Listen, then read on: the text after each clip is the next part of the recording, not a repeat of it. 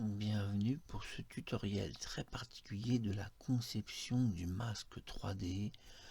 Donc vous savez, je suis concepteur de masques 3D. Je m'appelle Marc Harriman et bienvenue sur cette conception du masque 3D de la très belle Sophie Maupu que l'on nomme Sophie Marceau. Donc je vais décaler un peu mon plan de cette manière.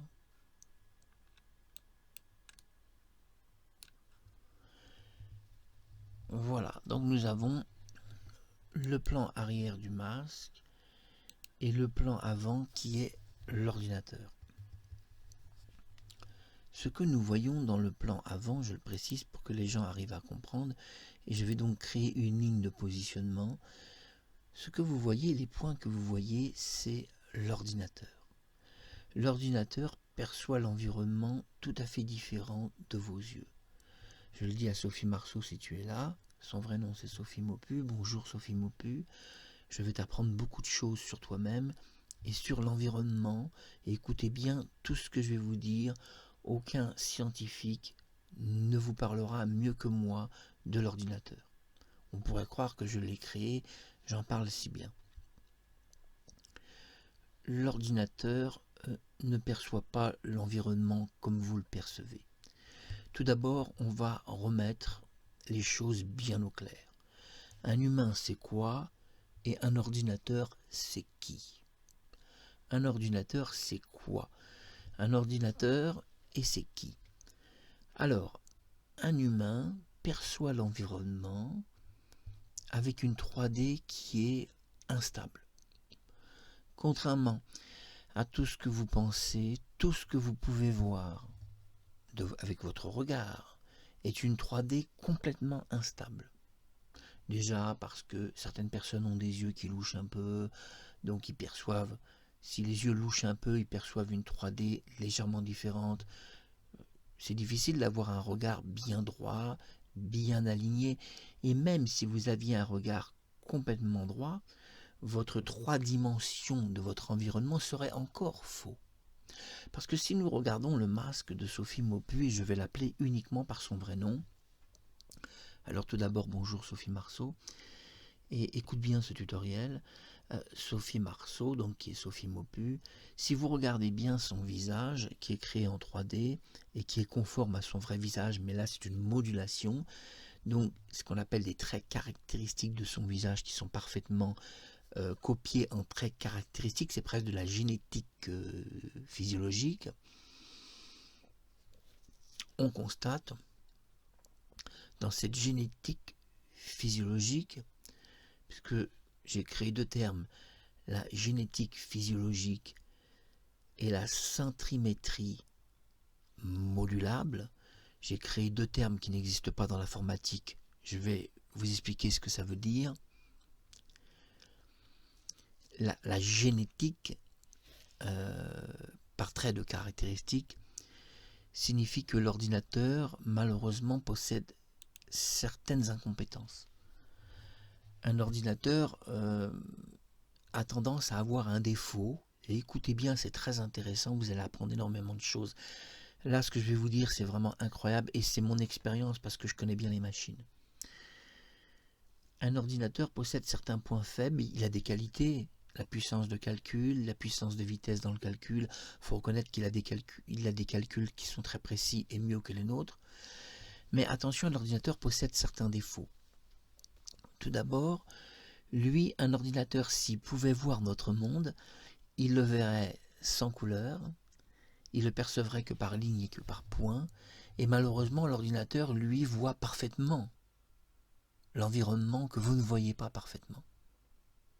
Je veux dire que comme il est basé que sur des points et ce que j'appelle la centrimétrie et la centrimétrie modulable, qui sont deux choses dont je vais vous parler. La centrimétrie, c'est si vous entrez dans une gendarmerie nationale, tout est centrimétrique. L'ordinateur va détecter des murs, un plafond, et pour lui, le monde est centrimétrique. Il n'y a pas d'arbre dans une gendarmerie nationale, il y a des murs bien lisses, un plafond. Il va décoder l'environnement d'une façon centrimétrique, un terme que j'ai inventé pour comprendre que l'ordinateur voit le monde de deux manières différentes. Si nous sortons d'une gendarmerie nationale et que nous nous baladons dans un village avec un jardin public et des arbres, l'ordinateur va percevoir son monde d'une façon centrimétrique modulable. Alors parlons de la centrimétrie modulable, puisque la centrimétrie elle-même, vous l'avez compris, c'est tout ce qui est lisse, coin carré, et voilà, donc on ne va pas rentrer dans ce qui est très très simple, qu'un enfant peut comprendre. Mais la centrimétrie modulable, qui est un terme que j'ai inventé, là, vous ne pouvez pas comprendre, si je ne vous l'explique pas. Ici, nous avons un masque qui est en centrimétrie et en centrimétrie modulable. Ici, nous avons une commande qui sert à la syntonisation faciale des masques 3D, qui va user et de la centrimétrie et de la centrimétrie modulable. Un logiciel que j'ai créé qui est la syntonisation faciale 3D. Ici, je vais demander à mon masque de faire certaines choses qui sont de la centrimétrie, et de temps en temps, je vais lui demander d'avoir un comportement de centrimétrie modulable. Regardez bien, suivez mon tutoriel et écoutez bien ce que j'ai à vous dire. Avec l'ordinateur, je suis sur la commande de contrôle. Et si je bouge la commande de contrôle, l'ordinateur se déplace à gauche comme à droite. Sa zone de calcul, puisqu'une intelligence tourne, une intelligence informatique, l'ordinateur comprend la commande que j'ai appliquée. Je lui ai demandé de bouger le visage. Le visage que vous voyez en pointage, je le précise pour que vous puissiez comprendre, c'est l'ordinateur lui-même. Et oui, ne croyez pas que ce que vous voyez, c'est un dessin. Ce n'est pas un dessin. Ce que vous voyez, le pointage que vous voyez, n'est pas un dessin. Et non, c'est l'ordinateur. Et oui, parce qu'à partir du moment où vous allez ouvrir un logiciel 3D et que vous allez demander à l'ordinateur d'activer une 3D à l'intérieur de son moteur, automatiquement ce que vous voyez là, je le déplace à droite comme à gauche, c'est l'ordinateur lui-même. Voilà à quoi ressemble l'ordinateur. Il ressemble à un visage humain parce que j'ai décidé qu'aujourd'hui, il serait un visage humain. Mais j'aurais tout à fait pu décider que l'ordinateur soit une pièce mécanique. Ou même une pyramide comme les Égyptiens, qui percevaient le monde comme une pyramide. C'est-à-dire 1, 2, 3. Et les chrétiens, la Trinité, qui fait assez pyramide quand même 1, 2, 3. Oui, nous voyons que l'ordinateur a compris mon message. Je lui dis voilà, tu bouges à droite, tu bouges à gauche, et en ce moment l'ordinateur bouge. Le masque que vous voyez, c'est l'ordinateur, c'est lui en personne. Il a une personnalité, nous pouvons le voir. Nous pouvons voir cet ordinateur qui est apparu d'une façon visible devant vos yeux. Il a compris l'information. Il comprend. Ce que je lui demande, c'est de la centrimétrie. Pourquoi de la centrimétrie? Un terme que j'ai inventé. Parce que l'ordinateur, je lui demande une commande de centrimétrie. Droite-gauche. On est dans de la pure centrimétrie. Il n'y a pas de modulable. Droite-gauche. C'est de la centrimétrie. Et très aligné même. Vous allez voir, ça va devenir beaucoup plus compliqué. Vous allez comprendre pourquoi mes vidéos sont si incroyables. Et comment je ramène à la vie des gens morts il y a 60 ans. Et comment surtout je peux créer des masques faciaux éternels. Et apparaître éternellement à 20 ans devant n'importe quelle caméra. Et avec n'importe quel visage de n'importe quel humain sur Terre. Grâce à la centrimétrie, mais grâce surtout à la centrimétrie modulable, qui est légèrement différente. Continuons avec l'ordinateur. Vous avez devant vous, à droite, Sophie Maupu. À gauche, vous avez le visage de l'ordinateur. Attention, le visage à gauche n'est pas Sophie Maupu, c'est l'ordinateur. Mais vous avez de la chance, j'ai pu le visualiser, vous montrer un visuel. En ce moment, l'ordinateur, il vous regarde.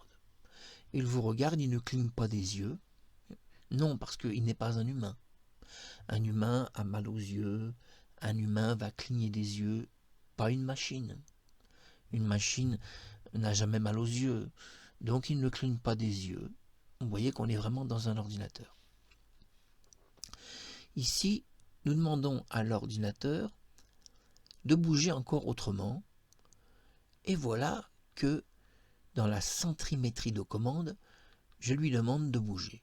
Nous avons vu que cette fois-ci, il a compris l'interprétation et l'ordinateur a bougé son visage, pas le visage de Sophie Maupu, puisque vous avez vu que Sophie Maupu, à droite, n'a pas bougé. Vous allez me dire, mais les points et les lignes, c'est le visage de Sophie Maupu. Eh bien non. Les points et les lignes, c'est l'ordinateur. C'est lui et c'est pas Sophie Maupu. Et nous voyons que l'ordinateur bouge en haut et en bas dans la centrimétrie, qui est un terme que j'ai inventé pour comprendre les choses. Il comprend l'interprétation dans le masque 3D que j'ai créé, il comprend le mouvement qui est aussi un mouvement de caméra, je le précise car ce que vous voyez est aussi un mouvement de caméra. Si l'ordinateur peut faire ça, il peut le faire sur une caméra de PC ou une caméra de cinéma. Il a compris l'information. Il ne cligne pas des yeux, mais il nous regarde, et il nous regarde intensément, nous disant « Mais que vas-tu me demander maintenant? Parle, et j'exécuterai ta commande. » Malgré tout, on pourrait dire qu'un ordinateur pourrait être intelligent là-dessus. Cette fois-ci, l'ordinateur, donc, nous allons demander donc de nouvelles commandes. Cette fois-ci, nous passons à une troisième commande.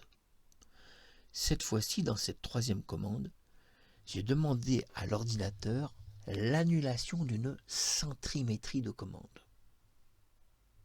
L'ordinateur n'est pas étonné, il est programmé dans la syntonisation faciale pour supprimer une moitié centrimétrique. Alors, si Sophie Maupu, tu es là, tu vas me dire, mais à quoi ça sert qu'il supprime une moitié centrimétrique? Ça sert à quoi? Alors vous allez vite comprendre. Imaginons que je supprime une moitié centrimétrique à gauche et que je décide à droite de créer une centrimétrie modulable. Je vais me retrouver avec deux formes de visage, centrimétrie et centrimétrie modulable. Mais à quoi ça peut bien servir dans un visage informatique de lui créer deux visages en un? Eh bien, ça sert à reproduire mieux la réalité. Si vous regardez Sophie Marceau, c'est-à-dire Sophie Maupu qui est sur votre droite, elle a un visage centrimétrique et centrimétrique modulable. Regardez bien les yeux, ils ne sont pas tout à fait droits. À droite comme à gauche de son visage, il y a une différence faciale. Alors, pour que l'ordinateur exécute mieux mon ordre et arrive à créer des masques par syntonisation faciale de plus haute qualité, puisque je suis créateur de masques, j'ai donc demandé à mon ordinateur de créer une centrimétrie sur la gauche du visage de Sophie Marceau,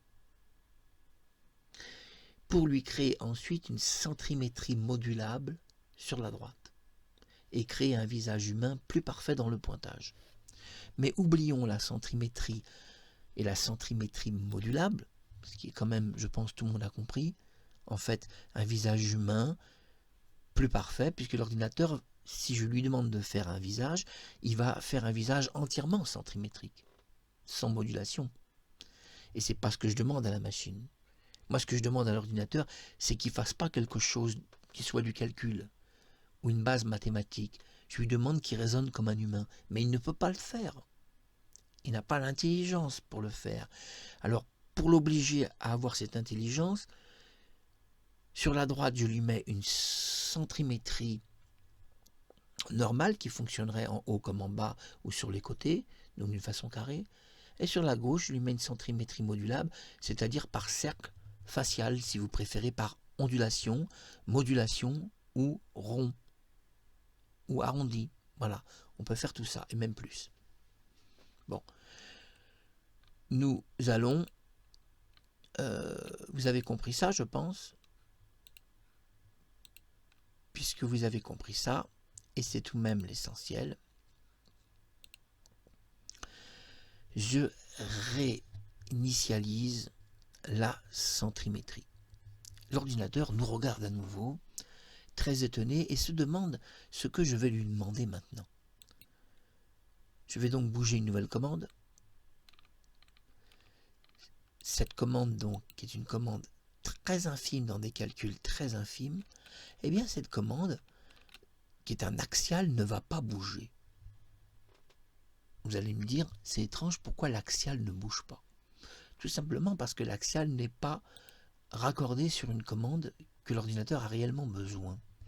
L'ordinateur n'a pas créé son aimantation. Alors vous allez me dire, c'est quoi une aimantation?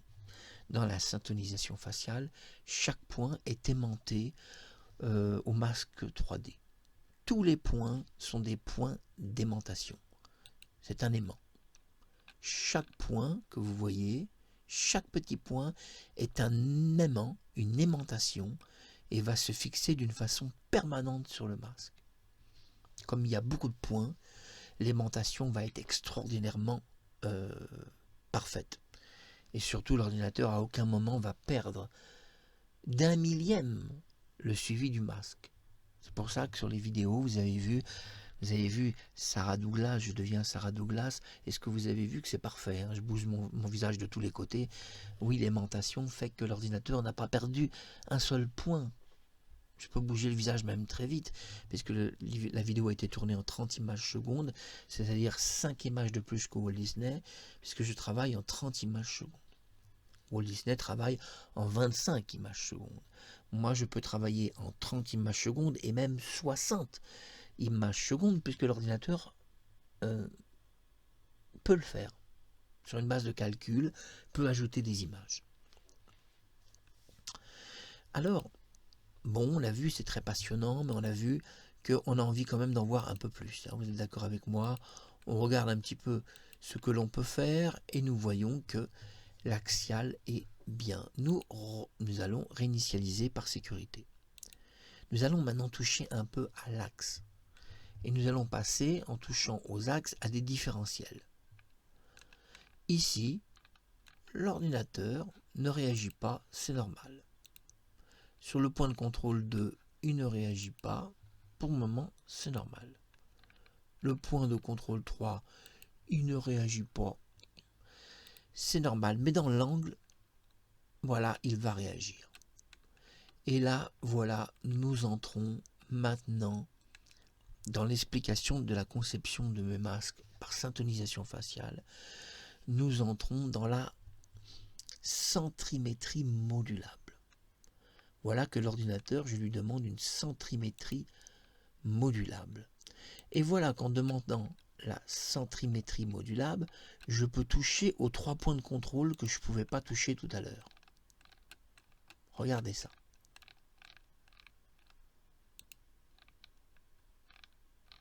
Regardez bien. Et oui, maintenant ces points de contrôle, j'ai accès à ces points de contrôle. Mais alors pourquoi j'ai accès à ces points de contrôle? Eh bien, un ordinateur détecte 2 mondes.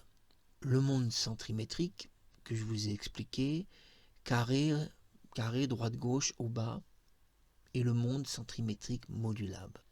Et axial. Basé sur des angles aussi. Si je touche à l'angle,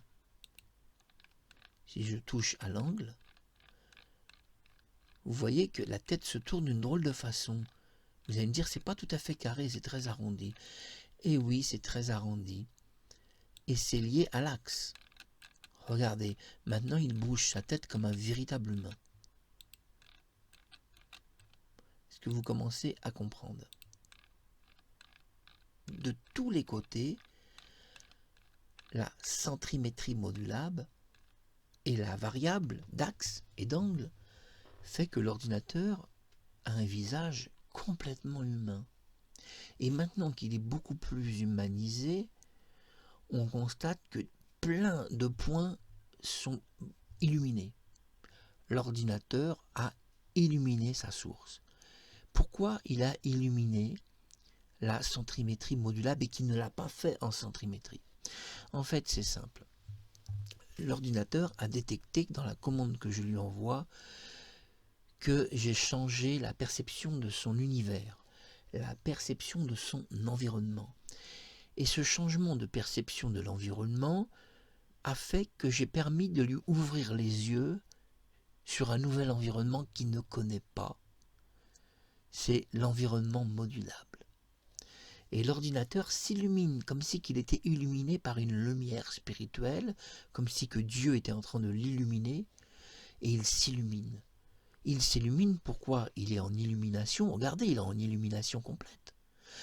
Pourquoi est-il s'illuminé? Parce que tout d'un coup, l'ordinateur comprend, et il a presque le sourire. Vous avez vu que même ses yeux ont l'air gentils, on dirait presque qu'il est vivant, il a comme un sourire.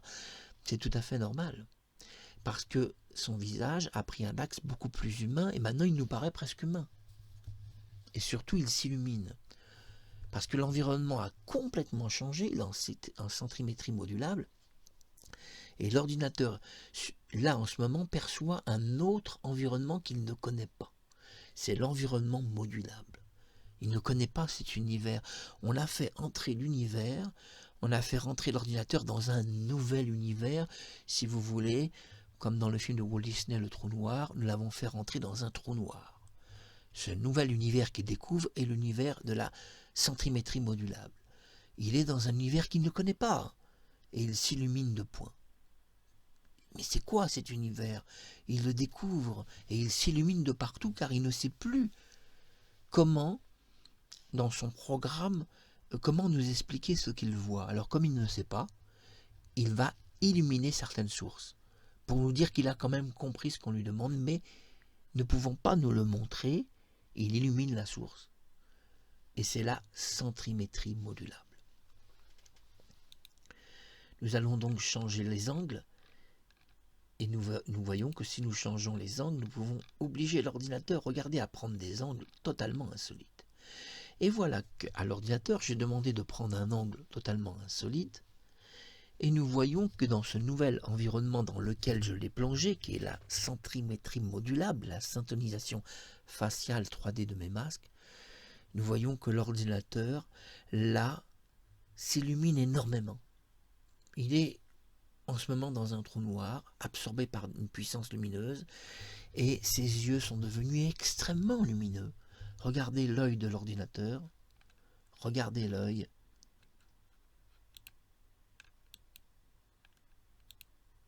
Voilà, je vais essayer de décaler un peu la source. Regardez un peu l'œil de l'ordinateur. Voilà, je fais ça pour que... Voilà, je vous l'ai mis en trou noir. Le trou noir est calculé en forme rouge dans l'espace et en pointage des points rouges dans l'espace. On ne perçoit pas la lumière de la même manière que le soleil. Ainsi, certaines zones de l'espace sont très rouges avec des points rouges. Là, l'ordinateur est dans un trou noir. Il va donc percevoir l'univers d'une façon alpha. Alors vous allez me dire, oulala, ça devient trop compliqué ce tutoriel. Non, non, non, non.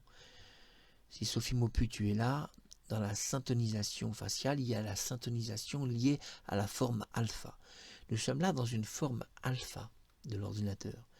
Il est dans un trou noir réellement au sens réel, tout à fait réel. Il n'est plus dans son environnement naturel. On n'est plus dans une forme carrée, on est dans une forme qui est totalement inhabituelle. Vous n'avez jamais vu ça. Personne ne vous a jamais vu, ne vous a jamais montré un visage dans cette position, un visage informatique qui prendrait cette position. Il a l'air même un peu triste. Parce que il est dans une position qu'il ne comprend pas trop, en fait. L'ordinateur ne comprend pas trop pourquoi on l'a plongé dans un univers comme ça, même s'il est mathématique, et pourquoi une telle position. Et donc, sa forme devient confuse. Les calculs, il peut les établir, il peut les faire, ça sera toujours parfait, mais là, il est malgré tout dans un environnement qui n'est pas naturel à son environnement. Mais cet environnement qui n'est pas naturel au sien est tout à fait naturel au mien ou au vôtre. Parce que nous sommes des créatures anges, démons ou humains, qui ont évidemment une perception de l'environnement tout à fait différente. Vous avez compris? Très bien. On continue ce tutoriel.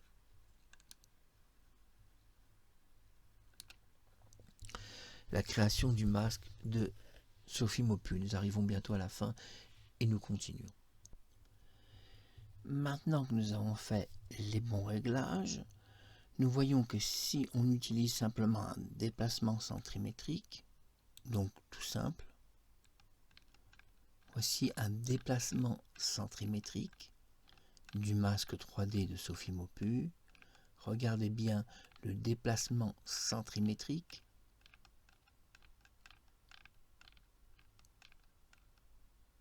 On y va doucement. Voilà. Très bien, nous allons zoomer un peu. Nous allons déplacer le plan. Voilà, nous allons zoomer beaucoup plus. Voilà. Nous allons zoomer beaucoup, comme ça on voit bien son visage. Et je vais vous expliquer des choses importantes dans la syntonisation faciale, puisque vous voyez mon software de syntonisation faciale, de quelle manière je conçois mes masques. Alors, l'ordinateur perçoit, grâce à la centrimétrique et centrimétrique modulable, et l'alpha, le trou noir, il perçoit des zones de trou noir rosé, des zones bleutées, qui est la centrimétrie, les zones vertes, qui est la centrimétrie modulable. Vous avez remarqué qu'il y a plusieurs couleurs de masque. C'est pour que je puisse m'orienter sur le modulable ou autre. Sinon, je pourrais si tout avait la même couleur, j'aurais un peu de mal. Mais lui aussi, ça lui permet malgré tout de comprendre les choses, parce que c'est les couleurs de son environnement naturel. C'est comme ça que l'ordinateur perçoit les choses, puisqu'il ne peut pas les percevoir en plus que 3 ou 4 filtres. Voilà, maintenant je peux toucher un peu aux axes. Voilà, c'est très très bien positionné. Alors vous allez me dire, mais le nez paraît un peu plus haut. Non, non, non, non, c'est la courbe du nez, les 2 points du nez. Les yeux sont bons, les lèvres sont bonnes, c'est bon. Alors vous allez me dire, mais les oreilles ne correspondent pas, c'est normal. Le masque perçoit les oreilles, mais il doit les percevoir aussi en forme modulable. Donc le masque doit être un tout petit peu plus large pour moduler les formes qui pourraient bouger trop vite, c'est-à-dire les interpréter. C'est très très bon. Vous voyez, on peut bouger encore les choses, mais après, il faut éviter le trop bien mène au trop mal. C'est très important de dire que dans la vie, on doit faire bien les choses, mais pas non plus parfaitement, parce que l'ordinateur est intelligent au niveau du pointage. J'ai pas besoin que ça soit archi parfait. Il a compris ce que je lui demande. Il a compris que je lui demande les yeux, le nez et la bouche. Et les oreilles, il est tout de même pas con. Alors vous allez me dire, oui, mais sa tête est un peu plus basse. C'est un petit peu normal, il tient compte des cheveux. Il y a souvent des cheveux, il est préférable de placer légèrement en dessous le masque, puisqu'il va se repositionner de lui-même. Maintenant, nous allons zoomer le visage de Sophie, et nous allons voir ce visage qui est ici, regardez bien, et si nous zoomons, regardez, il y a plein de petits points qui apparaissent dans les yeux. Et ces petits points qui apparaissent dans les yeux permettent de faire tourner les yeux verts sans toucher au blanc autour de l'œil. Voilà pourquoi dans les vidéos, comme Sarah Douglas, vous avez vu que je bouge les yeux, c'est les yeux de Sarah, mais que le blanc a été ce qu'on appelle en zone de non-acceptation. Seul le programme accepte le contour et la zone verte, bleue ou marron de votre œil, ou noir. Mais la zone blanche ici est en annulation.